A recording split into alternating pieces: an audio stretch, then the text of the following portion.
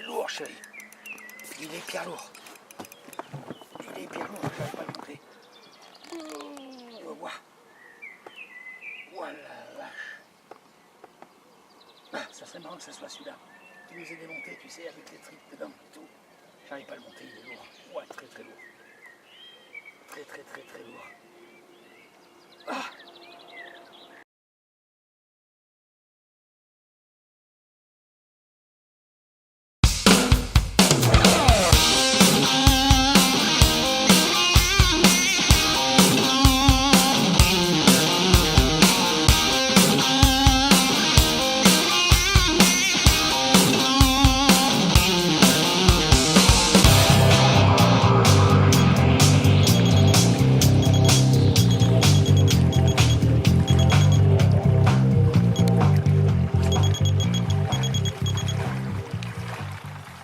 Bonjour, pour une petite présentation du Katsunder, détecteur très sophistiqué, spécial silure.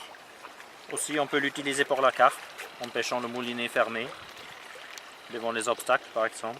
Donc ça c'est un peu le savoir-faire de Katsunder en matière de détecteur très spécifique. Donc le Katsunder derrière il a une espèce d'encoche avec des bandes de caoutchouc un peu souples pour ne pas abîmer la canne. Donc on le pose sur la canne très simplement au-dessus du moulinet. Voilà. Une fois la canne elle est tendue pour la pêche des silures, on le fixe là, à peu près dans cet endroit-là. Ensuite on peut l'allumer avec ce bouton-là et faire différents réglages avec ces deux boutons-là. C'est un peu comme sur les rocs. Par ailleurs il est compatible avec la même centrale que les rocs. Donc on n'a pas besoin d'acheter une nouvelle centrale. Si on a déjà des rocs XRS par exemple ou des CSF1, on peut acheter que le détecteur et avoir les touches sur la centrale. Ça c'est le bouton on-off. On reste appuyé pour allumer et pour éteindre. Et on peut choisir différents modes de fonctionnement et régler le plus et le moins avec ces deux boutons-là. Donc là on va l'allumer en restant appuyé. Donc là on a vu que la petite diode elle s'est allumée en verte, ça veut dire que la pile est bonne. Voilà. Donc la première fonction du Katsunder, c'est de détecter une vibration, le vif qui commence à s'énerver, par exemple. Donc dès que ça vibre un peu, c'est ce son-là. Là, ça veut dire que le vif, il est en train de s'énerver.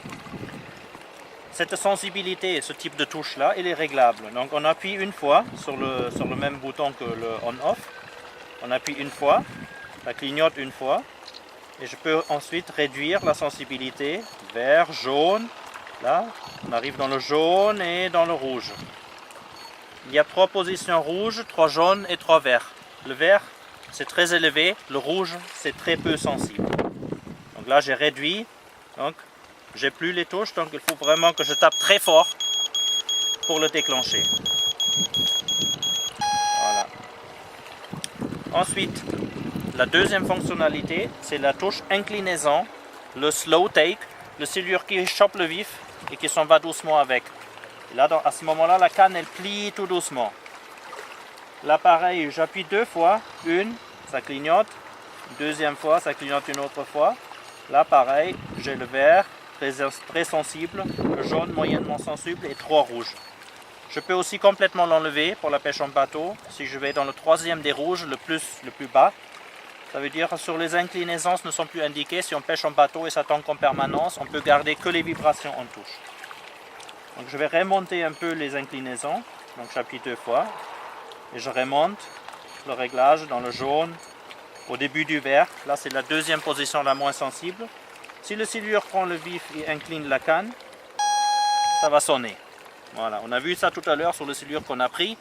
Le vif s'est énervé, on est venu 2-3 fois, ça faisait pendant 5 minutes. Et après on a entendu ce son là. Et j'ai dit à Pascal, ça y est, tu peux ferrer, on peut aller combattre le silure. Voilà. Après il y a une autre fonction, c'est le cassant de la bouée.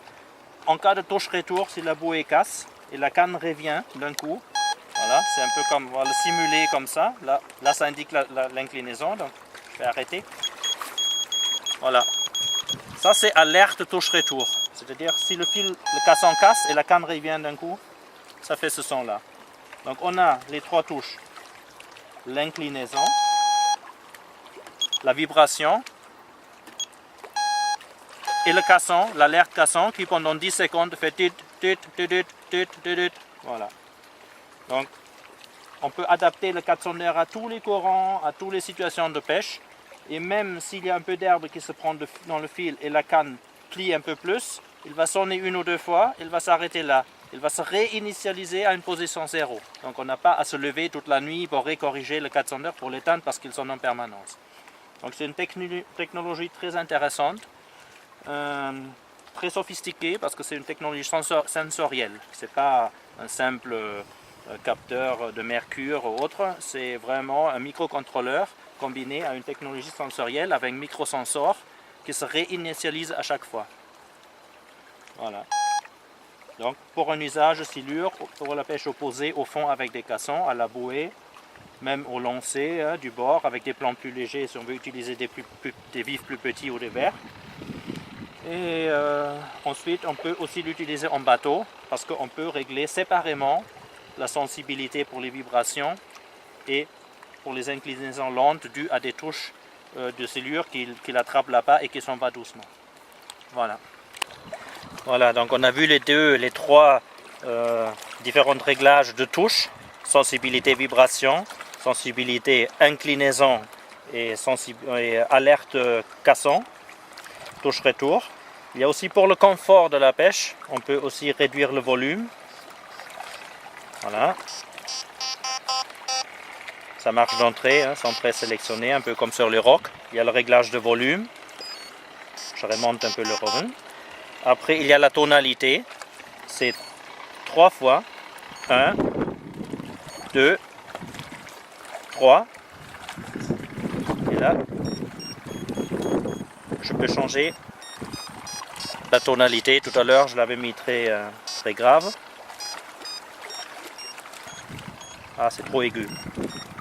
Enfin, je vais chercher une qui me plaît bien. Voilà. C'est une tonalité qui me convient. Après, pour la couleur de diode de touche également, on peut choisir la couleur. C'est 4 fois. 1, 2, 3, 4. Et là, normalement, je dois changer ma couleur. Il y a plein de différentes couleurs, la rose, violet, turquoise. Donc il y a 7 ou 8 couleurs, je ne sais même pas combien. Ah là, c'est joli là, on va la laisser comme ça. Voilà. Donc c'est un appareil quand même très sophistiqué, très complet. Et 100% étanche évidemment, et compatible avec le récepteur OXRS. Donc après, il y a un petit truc à savoir. Quand on n'utilise pas le caissonneur pendant plusieurs mois, il vaut mieux retirer les 2 piles qui sont dedans, parce que ce sont des petites piles qui après diminuent un peu de puissance, qui peuvent se vider tout doucement. Donc si on le stocke à la maison pendant plusieurs mois, il vaut mieux retirer la pile, c'est à savoir, sinon il n'y a rien de spécial à indiquer. Voilà. Merci.